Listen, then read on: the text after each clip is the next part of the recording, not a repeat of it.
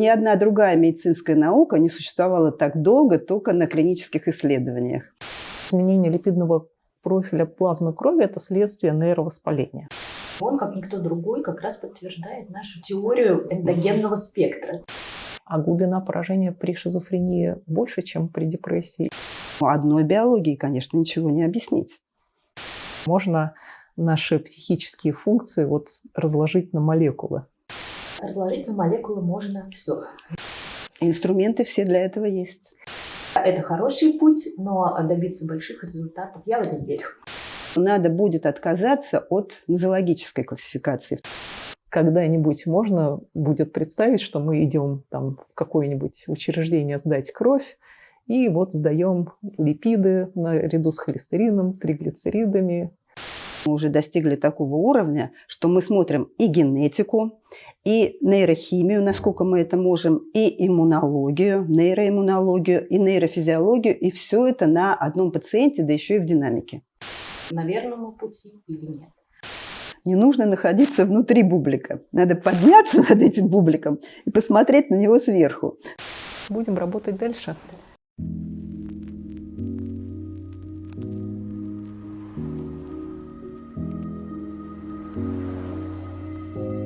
Уважаемые коллеги, мы сегодня находимся в научном центре психического здоровья в Москве, и сегодня наше интервью будет с Клюшник Татьяной Павловной, директором Центра психического здоровья, и с Бархатовой Александрой Николаевной, ученым-секретарем Центра психического здоровья. Мы поговорим о направлениях их научной работы, коснемся идеи, которая легла в основу публикации по липидам при различных тяжелых психических расстройствах, которая недавно была опубликована в журнале JAMA Psychiatry. Поговорим о науке в целом, о идеях в отношении изучения такого клинико-биологических аспектов психического здоровья.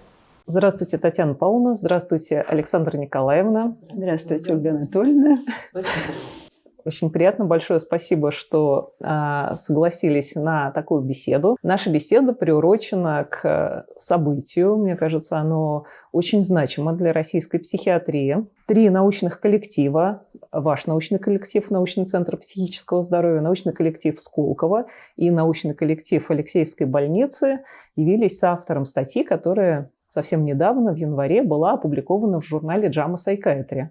Мы все знаем, что этот журнал входит в тройку по цитируемости среди всех психиатрических журналов. Импакт-фактор 25 впечатляет, по-моему, выше даже, чем у Lancet Psychiatry. Поэтому, не побоюсь этого слова, я думаю, это очень такая гордость для нашей науки. И случай довольно-таки редкий пока что, к сожалению. А работа ваша, она на стыке такой прям базовой науки, биологической психиатрии, классической клинической психиатрии. И как раз то, что вы вдвоем присутствуете на нашей беседе, я думаю, как раз и немножко и отражает суть того, что было написано в вашей статье. Не могли бы вы немножко рассказать вообще, о чем она? Да, статья действительно очень интересная. И эта статья появилась благодаря методическому уровню Сколково, которые, как известно, очень хорошо оснащены, и идеям, которые, в общем-то, витают в современной психиатрии и касаются этой идеи, конечно, биологических исследований. Вообще психиатрия в последнее время меняется. Очень долго эта наука развивалась только клиническим методом. Клиницисты, психопатологи, они, в общем-то, я считаю, сделали все, что можно на этом поприще. Но ни одна другая медицинская наука не существовала так долго только на клинических исследованиях.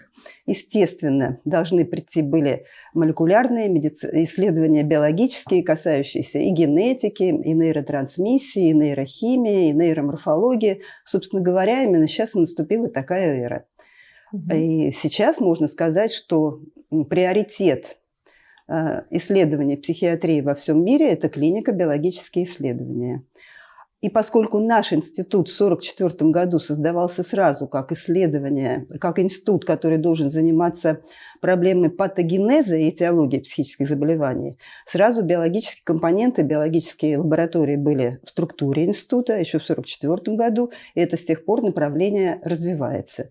Причем исследования велись и на генетическом уровне, и на молекулярном, и на морфологическом, и на уровне организма, то есть нейрофизиологические исследования.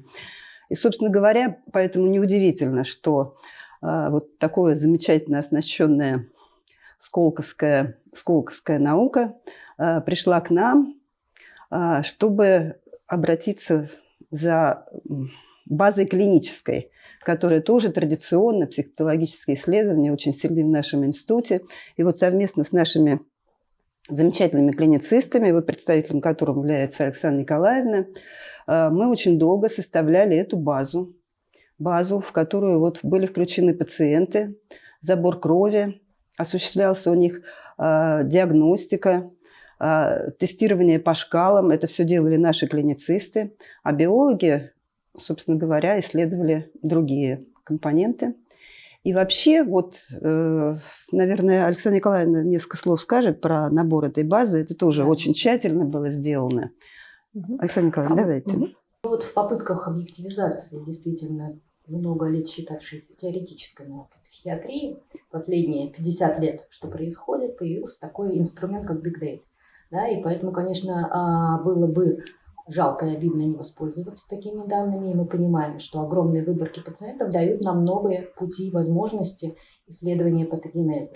Поэтому, конечно, безусловно, было бы интересно. Тем более, что клинический материал у нас ориентирован исключительно на те заболевания, которые принято считать эндогенными. Я понимаю, что сейчас это не самое популярное направление, и что многие оспаривают сам даже термин эндогенные, но все-таки это подразумевает некие общие механизмы патогенеза, и мы позволили себе собрать большие группы пациентов, которые отвечают критериям эндогенности, то есть пациентов с диагнозом шизофрения, наиболее спорным и наиболее трудным в плане объективизации именно вот биологических, клинико-биологических исследований.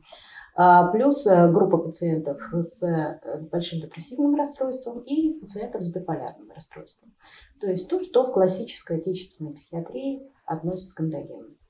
Вот такие большие группы позволили нам проанализировать и клинические параметры, и потом сопоставить непосредственно вот биологические полученные профили. И, на мой взгляд, это дает нам дополнительный шаг. Мы не можем сейчас, конечно, говорить о том, что мы нашли тот ключ-инструмент патогенетический, который бы помог нам объяснить развитие этих заболеваний, но мы сделали очередной шаг для того, чтобы добиться этого. Это очень важно.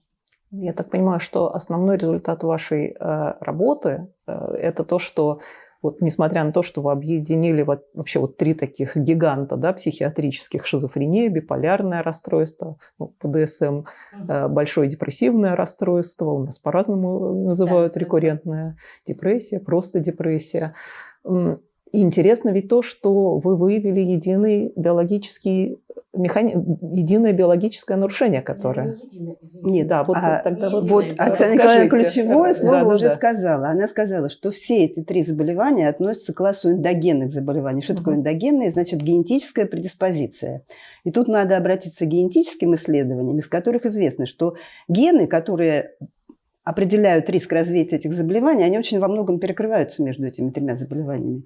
То есть может идти речь о разной тяжести заболеваний, о разных генах, сочетании генов, как мозаика, но в принципе это одни и те же гены, которые ответственны за нейротрансмиссию, за нейропластичность, поэтому ничего удивительного в этом нет. И если смотреть не только липидом, но и любые другие параметры нейрохимические, они тоже перекрываются. Поэтому таким образом речь может идти об едином патогенетическом процессе у этих заболеваний, а исследуя липидом или протеом или геном, мы будем находить всегда перекрест между ними. И вообще вот в последнее время сделано было великое открытие медицинское 21 века, за него даже была присуждена в 2011 году Нобелевская премия, которая, в общем-то, я бы сказала, не так легко проникает в умы наших психиатров, которые привыкли работать только клиническим методом.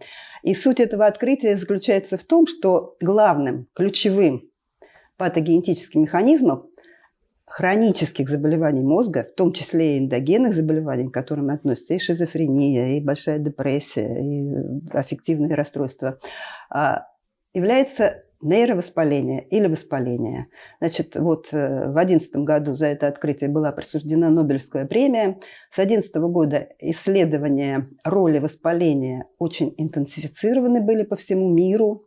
И, кстати, вот липидом, он тоже может относиться к этой же теории, то есть не может относиться, а действительно относится. Вот расскажите, какая связь, потому что вот она для меня не очевидна. Посмотрите, воспаление, оно вызывает всегда нейродеструкцию, нейровоспаление в мозге. Нейродеструкция, она направлена на мембраны клеток, на мембраны митохондрий, и оно способствует нарушению гематоэнцефалического барьера. Вот и получается результат.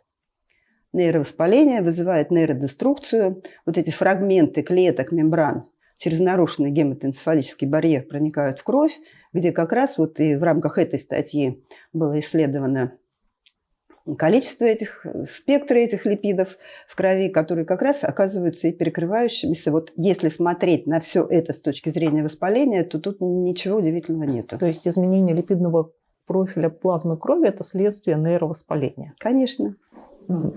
И он, как никто другой, как раз подтверждает нашу теорию эндогенного спектра.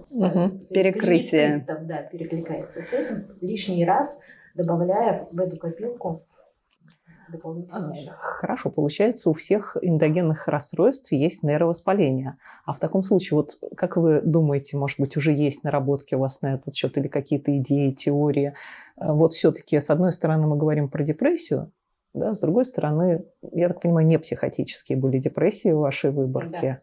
А с другой стороны, вот про психотические расстройства, такие как шизофрения. Есть ли какая-то между ними разница по вот этим вот, ну, давайте широко скажем, маркерам, биологическим маркерам? Вот с одной стороны, можно ссылаться на разную тяжесть расстройств, разный уровень нейровоспаления, который вызывает, естественно, эффект или сигнал на периферии разного уровня. А с другой стороны, как я вот уже сказала, это генетика.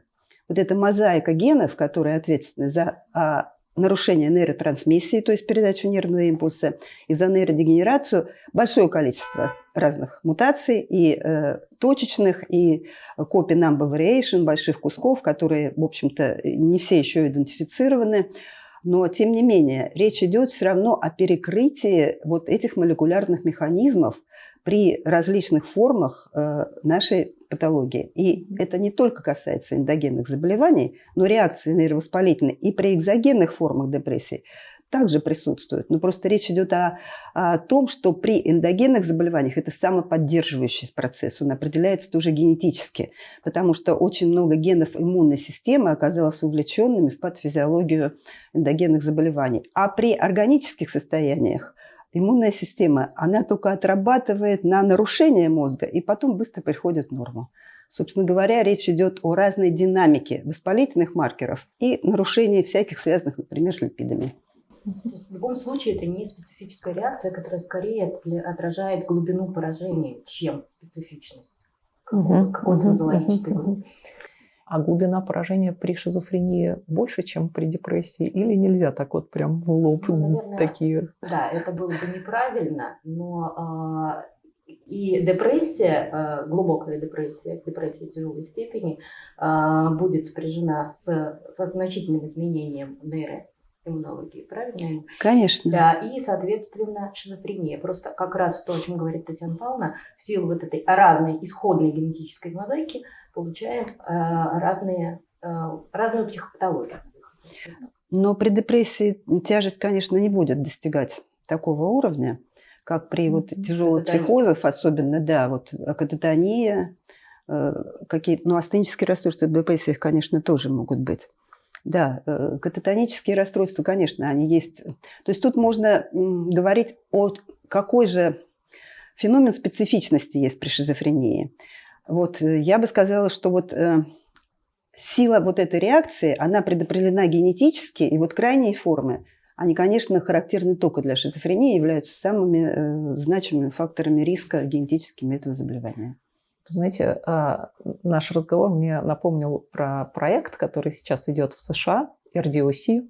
Думаю, все про него слышали. Если наши слушатели вдруг не слышали, то посмотрите, можно загуглить RDOC. Проект очень любопытный, на мой взгляд, и сочетается с темой нашей беседы, поскольку там задались целью найти, в общем-то, биологическую какую-то основу. Ну, они не брали нозологические категории, они брали некоторые черты, да, поведенческие, психологические. Их разделили на домены определенные и рассматривают, вот, что интересно, в динамике ондогенеза от рождения до смерти человека, что меняется. Как вы вообще относитесь к возможности воплощения такого проекта? Вообще можно наши психические функции вот разложить на молекулы? Ну, RDOC, он же как исследовательский проект, который, в общем-то, имеет как бы так задел большой на классификацию.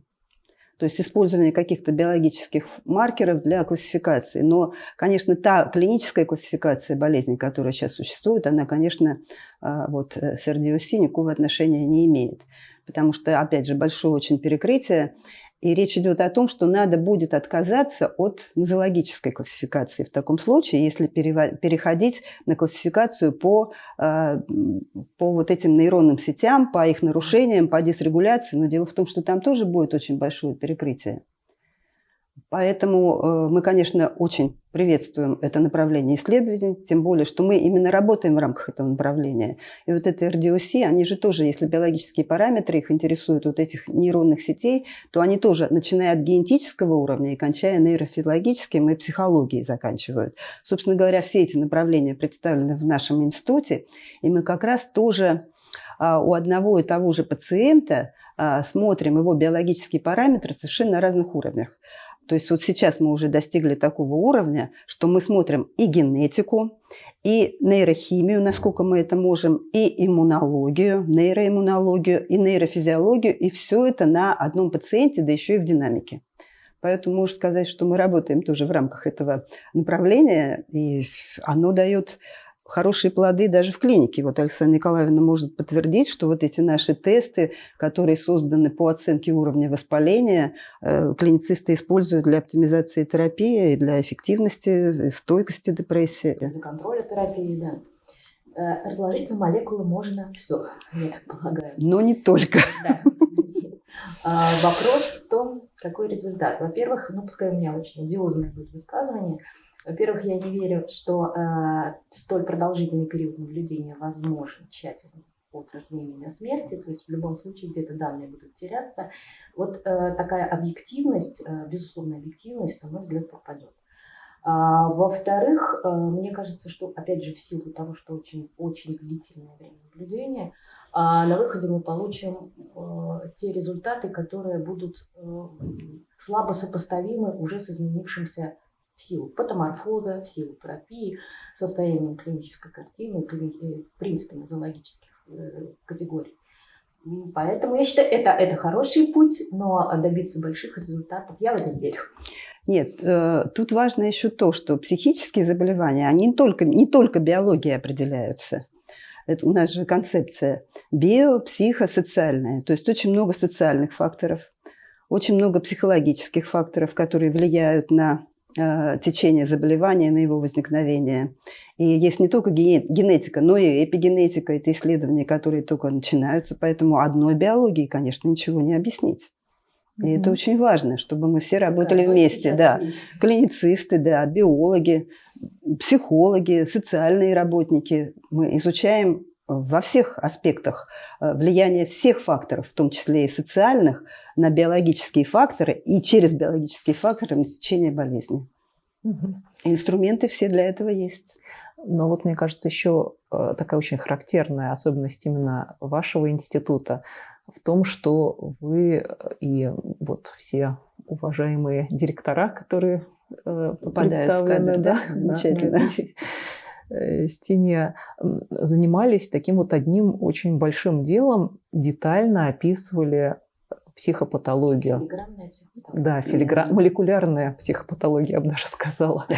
Вот сейчас с развитием научной базы, с развитием технических возможностей, пробуете ли вы как-то сопоставить вот эти вот психопатологические тонкие структуры, феномены, которые они описали, с биологическими какими-то показателями у человека? Потому что вот RDOC он в динамике оценивает, но ведь можно, как сейчас говорят, в моменте, да, сейчас оценить и просто детально разложить, что у этого такой-то бред, такая-то вот, ну, не знаю, эффективная структура. Поискать У него... корреляции Да, с да, да, каким-то да, биологическим да, сопровождением. Да, да. именно этим, с приходом Татьяны Павловны на директорство мы именно этим и занимаемся. Потому что, конечно, безусловно, одна психопатология, прекрасно понимаем, что это не жизнеспособно.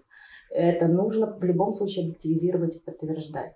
А теперь у нас появились замечательные инструменты, прекрасные тест-системы, которые позволяют... Да. И мы как раз, да, пытаемся всю нашу молекулярную психопатологию формализованную тоже. Соотнести с тем, что мы имеем с точки зрения биологии. Да. Но скорее тип бреда, он здесь не будет играть, а просто будет играть тяжесть процесса. Вот еще раз говорю, остальное все зависит от локализации более-менее, от социальных факторов, даже от личности. То есть и пациента, да. То есть на самом деле нельзя все сводить только к биологии, и корреляции никогда не будут равны единице, и даже не будут приближаться к единице, но порядка 0,6-0,5 мы получаем корреляции с той или иной формой бреда, но которая не зависит, больше все-таки зависит от тяжести. Регистр тяжести психопатологических нарушений работает в корреляции с биологическими показателями. Предположу, что и здесь, наверное, тоже будут какие-то не совсем линейные связи, потому что мы знаем, как клиницисты, что чем тяжелее психоз, чем ярче его проявление, тем, с другой стороны, он легче лечится, подается терапия. Да, конечно. Как так? А получается, что с биологической точки зрения, возможно, там более тяжелые нарушения. Ну и что, более тяжелые нарушения могут лечиться легче, чем хронические состояния. Это никак не противоречит этой гипотезе.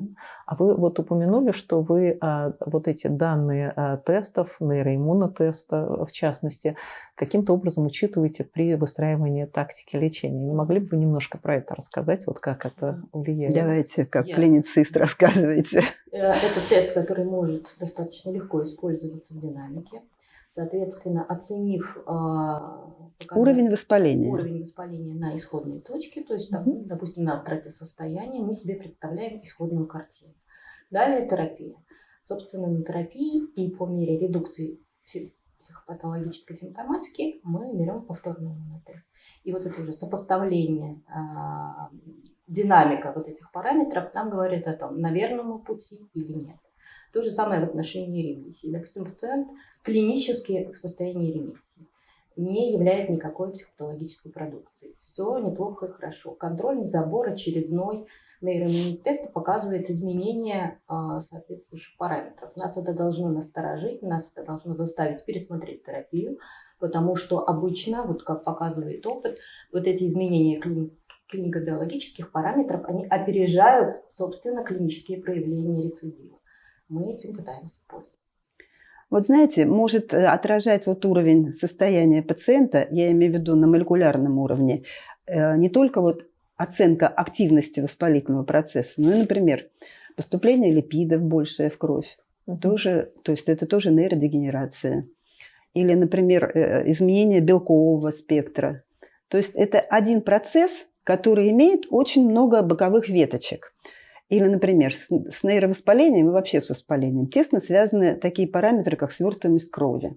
Вообще в эволюции когда-то эти два процесса были вместе. Они где-то на уровне, по-моему, мартышек разошлись. Да, когда одни и те же белки отвечали и за воспаление, и за свертываемость крови. У человека это разные белки сейчас. Но, тем не менее, любой воспалительный процесс, что на периферии, как мы говорим, системное воспаление, что в нервной системе нейровоспаление, он все равно ассоциирован с увеличением свертывающей системы крови. Вот этим объясняется, например, вот после того, как мы встали вот на эту позицию нейровоспаления, не только мы, но и весь мир, вот объясняется, например, большая частота сердечно-сосудистых осложнения у наших пациентов. То есть речь идет о том, что вот такой взгляд через биологию на психопатологию, на наше проявление, не только на психопатологию, но и на все то, что творится с организмом больного пациента нашего, могут и вызвать новые мишени терапии, корректировать его какие-то вот физические состояния, например, свертывающую систему крови. Все это тоже улучшает качество его жизни, хотя и не является вот главным в психопатологии. Как дополнение. Да, как Как дополнительное. будем говорить, оптимизация терапии. Ну вот уже нейроиммунный тест применяется, да, это фактически такой помощник по анализу крови, который вот уже вы в практике своей клинической, на которой ориентируетесь для коррекции терапии. А вот вообще как вы оцениваете перспективы создания вот такого анализа по липидам? Вообще вот когда-нибудь можно будет представить, что мы идем там в какое-нибудь учреждение сдать кровь, и вот сдаем липиды наряду с холестерином, триглицеридами.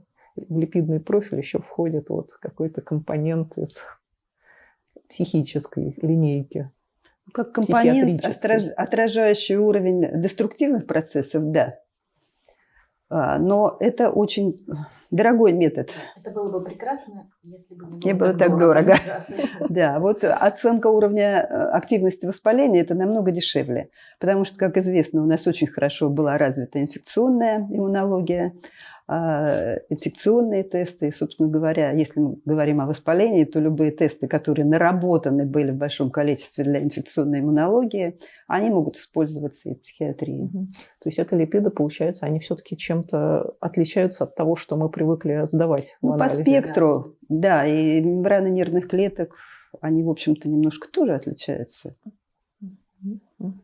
Хорошо. Какие у вас дальнейшие, вы видите, направления, вот как продолжение этой работы? Есть ли у вас уже какие-то идеи, если можно ими поделиться? Ну вот мы обсуждали продолжение этого исследования, тем более, что у нас набрана огромная база вот трудами наших клиницистов, да, вот это Big Data, о которой говорила Александра Николаевна, и это база, которая содержит большое количество биологических параметров и большое количество формализованных клинических параметров. Теперь все-таки, чтобы ответить на ваш вопрос по поводу, может ли этот тест быть, даже пусть будет очень дорогой, но отражать заболевания, это нужно получить какие-то клинико-биологические корреляции. Значит, тут было очень большое гетерогенное big data, как правильно сказать, да, сообщество, да, пациентов.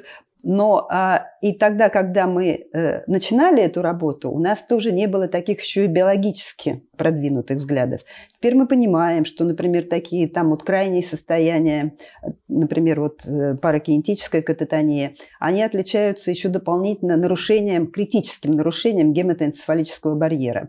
Поэтому теперь, если этой базе, которая у нас есть, можно условно задать такие вопросы, какая же корреляция с особенностями психопатологической симптоматики, то из этой базы можно выбрать крайние случаи, наиболее легкие, и наиболее тяжелые, и посмотреть разницу в этом липидном спектре у этих пациентов. То есть, когда мы берем полную базу, то это у нас непрерывный континуум получается, и у нас концы растворяются.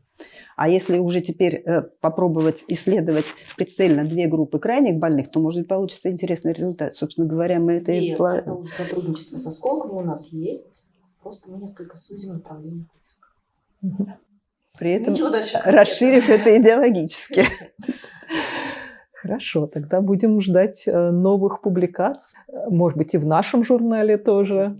У нас есть статья уже в вашем журнале, и в биомолекуле у нас было уже и со сколковцами. Поэтому на самом деле была сделана огромная работа по созданию этой базы, которая сейчас может использоваться для совершенно разных исследований. Тут нужны идеи, а воплотить их на базе и с инструментарием Сколково, и с идеями и накопленными знаниями психопатологии в клинической, классической психопатологии можно сколь угодно долго. Будем надеяться, что Алексеевская больница будет с нами сотрудничать и дальше. Да, нам это Я очень думаю, приятно, что- потому что такие вот тяжелые крайние случаи, они как раз есть у вас больше, чем у нас. Да. Я думаю, Поэтому что мы все очень опыт нужны друг другу. был очень успешный.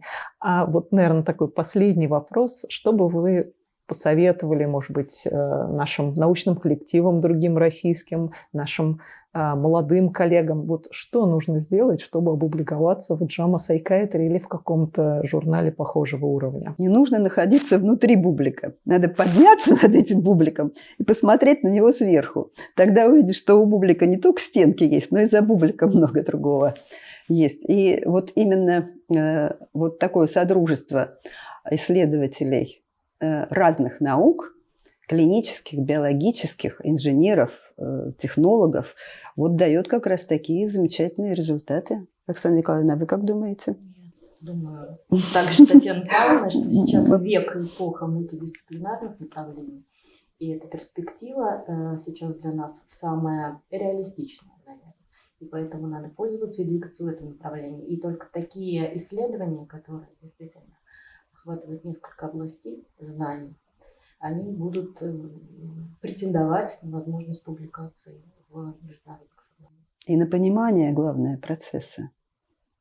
Понимание процесса, который происходит в мозге у наших пациентов не только на клиническом уровне, а это только отражение этих биологических процессов. И изучение факторов, социальных в том числе, влияющих на эти процессы. Вот тогда только изменится лечение, которое, конечно, будет учитывать и различные метаболические системы, вовлеченные в этот процесс, а не только нейротрансмиссию, о которой сейчас мы все говорим и лечим. Ну, есть ощущение, что мы все-таки, несмотря на успехи, в начале этого большого пути находимся. Да. Поэтому я вам пожелаю как можно больше свежих идей в этом отношении, воплощать их в такие хорошие научные статьи, важные публикации. Ну и еще раз поздравляю вот с таким достижением, которое уже есть. Спасибо. Ну, а я бы хотела сказать, что мы очень ценим содружество и с вашей клиникой, и с вашей больницей, и со Сколково. И вообще мы приветствуем контакты с различными специалистами и даже с коммерческими центрами. И вообще, когда какие-то наши наработки используются даже коммерческими центрами, которые потом приходят и рассказывают, насколько это полезно для наших пациентов, вот поверьте, это очень приятно. Мы открыты для всего мира. Да. Ну что ж, тогда будем работать дальше.